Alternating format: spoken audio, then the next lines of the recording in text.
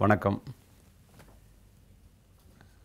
Two வீலரில் வர்றவங்கள குறுக்க மறித்து கைத்தை கட்டி தனி ஒரு நபராக இருந்து கையை காலை கட்டி போட்டுட்டு எத்தனை இடத்துல கொள்ளையடிச்சிருக்கான் அப்படிங்கிற ஒரு குற்றவாளியை பிடிக்கிறதுக்காக போய் எந்த விதமான தகவலும் இல்லாமல் ஒரே ஒரு தம்ப் இம்ப்ரெஷனை வச்சுக்கிட்டு குற்றவாளி யாருன்னு நம்ம ஃபிக்ஸ் பண்ணிட்டோம் அப்படின்னு சொல்லி நேற்று சொன்னேன்.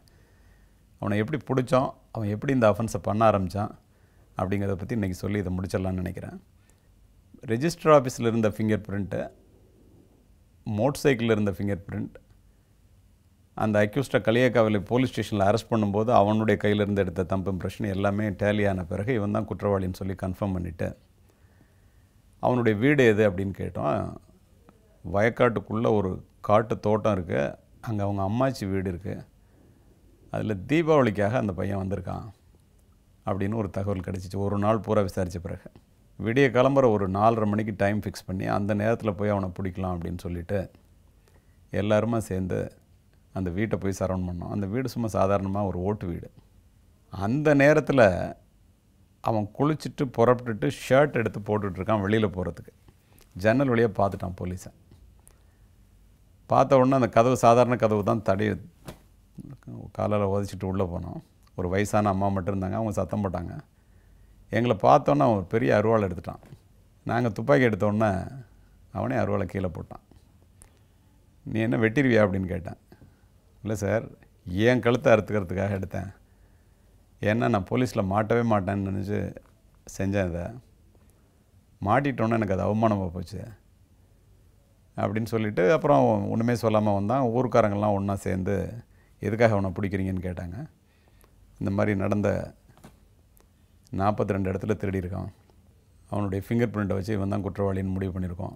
பத்திரம் ஆஃபீஸில் ரெஜிஸ்டர் ஆஃபீஸில் போய் ஃபிங்கர் பிரிண்ட் நேற்று கம்பேர் பண்ணணுன்னு எல்லாம் சொன்னோன்னே அவங்க எல்லோரும் ஊருக்கே ஒரு அசிங்கத்தை உண்டாக்கிட்டேடா போடா, இன்னும் இந்த ஊருக்குள்ளேயே நுழையாது அப்படின்னு சொல்லி எல்லாருமே போலீஸோட கோஆப்ரேட் பண்ணி அனுப்பிச்சி விட்டாங்க.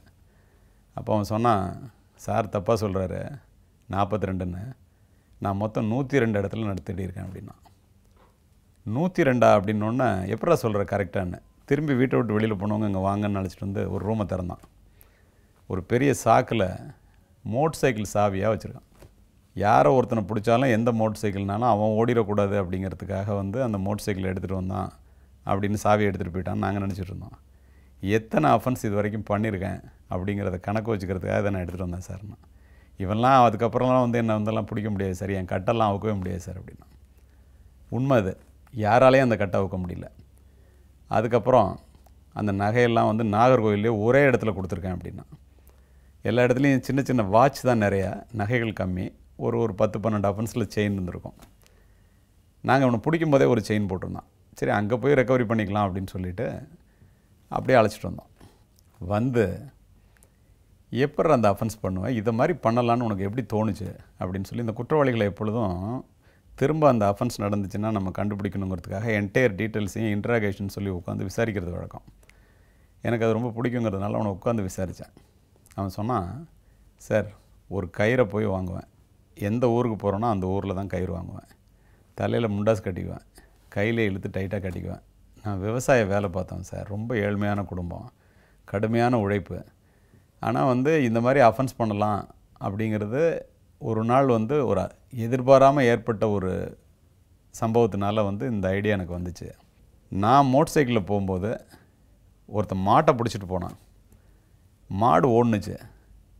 அந்த மாட்டை கயிறை இழுத்துட்டு வேகமாக ஓடியா தான் நான் நடுப்புற போய் மோட்டர் சைக்கிளில் விழுந்துட்டேன். கயிறில் மாட்டி கீழே விழுந்தோன்னே அவனுக்கு என்ன திங்க் பண்ணியிருக்கான் பாருங்கள். ஏன் இந்த மாதிரி ரோட்டில் மோட்டர் சைக்கிளில் வர்றவனா நம்ம கயிறை கட்ட முடியாது, அதுக்கு இன்னொரு ஆள் வேணுமே அப்படின்னு நினச்சேன். இன்னொருத்தனை சேர்க்குறதே இல்லை சார், சேர்த்தானா நான் மாட்டிக்குவேன். அதனால் என்ன பண்ணுவோன்னா, எங்கே ரோடு இருக்குதுன்னு பார்த்து, ரோட்டு பக்கத்தில் எங்கே ஒரு மரம் இருக்குதுன்னு பார்த்து, ரோடு 10 அடின்னா ஒரு 15 அடிக்கு ஒரு கயிறை வாங்குவேன் சார். ஒரு கயிறில் 2 கயிறு வாங்கிக்குவேன் எப்பொழுதுமே. வாங்கி மரத்தில் ஒரு பக்கத்தை கட்டுவேன், இன்னொரு கயிறை எக்ஸஸாக வச்சுக்குவேன், ஏதாவது அறுந்து போச்சா திரும்ப யூஸ் பண்ணுமேன்னு. ஆனால் ஒரு இடத்துல கூட அறுந்ததில்லை சார்.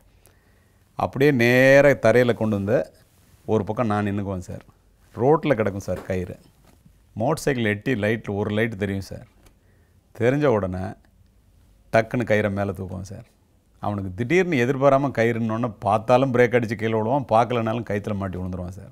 இதில் எங்கேயுமே ஒரு இடத்துல கூட நீ யாரையும் மிஸ் பண்ணது இல்லையாடாண்ணா. இல்லை சார், லைட்டு வெளிச்சத்தில் கயிறை பார்த்துட்டு திரும்பி ரிவர்ஸ் ஆகி போனால் உண்டு சார்.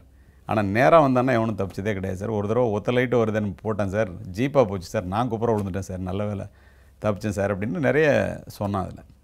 சரி அதெல்லாம் ரைட்டு. இந்த மாதிரி வந்து ஒரு அஃபென்ஸ் பண்ணி எவ்வளோ பேர் பாதிக்கப்படுறான், உனக்கு அதில் கொஞ்சம் கூட மனசாட்சியை உறுத்தலையா அப்படின்னு சொல்லி கேட்டேன் நான். இப்படி விசாரிச்சுட்டு இருக்கும்போது அந்த சப் இன்ஸ்பெக்டருக்கு நான் தகவல் சொல்லியிருந்தேன். இவன் கட்டினார்ல அந்த சப் இன்ஸ்பெக்டர், அவர் ஃபுல் யூனிஃபார்மில் இவனை உதைக்கணுங்கிறதுக்காகவே அங்கேருந்து வர்றார்.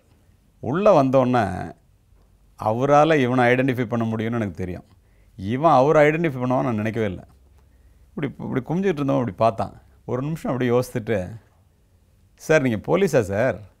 என்ன சார் நீங்கள் சொல்லியிருக்கலாம்ல சார், சொல்லியிருந்தால் விட்டுருப்பேன்ல சார் அப்படின்ட்டு கழுத்தில் கையை வச்சு உங்கள் செயின் தாங்க சார்னு கழட்டி கொடுத்தான். அப்போ தான் தெரியுது அவர் செயினை தான் இவன் போட்டுருந்துருக்கான்ட்டு. சார் இவரை பார்த்தா ஏதோ பேங்க்கில் வேலை பார்க்குற ஒரு மாதிரி நினச்சேன் சார், இவர் என்ன சார் போலீஸ் ட்ரெஸ் போட்டிருக்காரு அப்படின்னு சொன்னான். உடனே அவர் அப்படியே ஸ்தம்பிச்சு போயிட்டார்.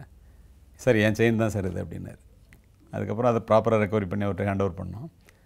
இதை எதுக்கு சொல்கிறேன்னாக்கா, இந்த மாதிரி ஒரு குற்றவாளி 102 இடத்துல அஃபென்ஸ் பண்ணுறான் இண்டிவிஜுவலாக. கிரிமினல்ஸ் வந்து எவ்வளோ hard and fellows, hard nut to பிரேக்கும்பாங்க.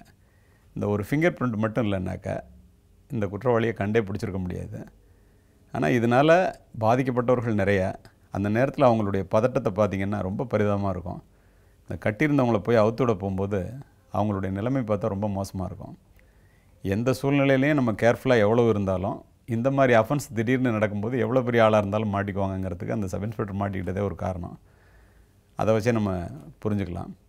ஒரு தடவை மாட்டிட்டு அதுக்கப்புறம் போலீஸ் பேசுகிறத கேட்டு ஜெயிலில் போய் நம்ம பெரிய தப்பு பண்ணியிருக்கோம், இவ்வளோ பேருக்கு இவ்வளோ பாதிப்புகளை ஏற்படுத்தியிருக்கோமே அப்படின்னு சொல்லி அதுக்கப்புறம் உணர்ந்து படிக்காத ஒருத்தனாக இருந்து காசு வேணுங்கிற தேவையில் இந்த மாதிரி தப்பு பண்ணி வர்றவன் ஜெயிலுக்கு போயிட்டு வந்து அதுக்கப்புறம் மேரேஜ் பண்ணிவிட்டு நல்லபடியாக குடும்பம் நடத்திட்டு இருக்கான். அதுக்கப்புறம் இந்த அஃபென்ஸ் எங்கேயுமே இது மாதிரி ஒரு அஃபென்ஸ் அதுக்கு முன்னாடியும் நடந்ததில்லை இவனை ஒருத்தனை தவிர. அதுக்கப்புறம் இந்த மாதிரி அஃபென்ஸ் எங்கேயும் நடந்ததாக நான் இது வரைக்கும் கேள்விப்படலை. அவன் இது வரைக்கும் இன்னொரு தடவை அந்த தப்பை செய்யக்கூடாதுன்னு சொல்லிட்டு போனவன், செய்ய மாட்டேன்னு சொல்லிட்டு போனவன் இது வரைக்கும் செய்யலை. அந்த மாதிரி திருந்துற குற்றவாளிகளும் இருக்க தான் செய்கிறாங்க. இந்த வழக்கை இதோட முடிச்சுக்கலாம். நாளைக்கு இன்னும் ஒரு முக்கியமான வழக்கை பற்றி நான் பேசுகிறேன். நன்றி, வணக்கம்.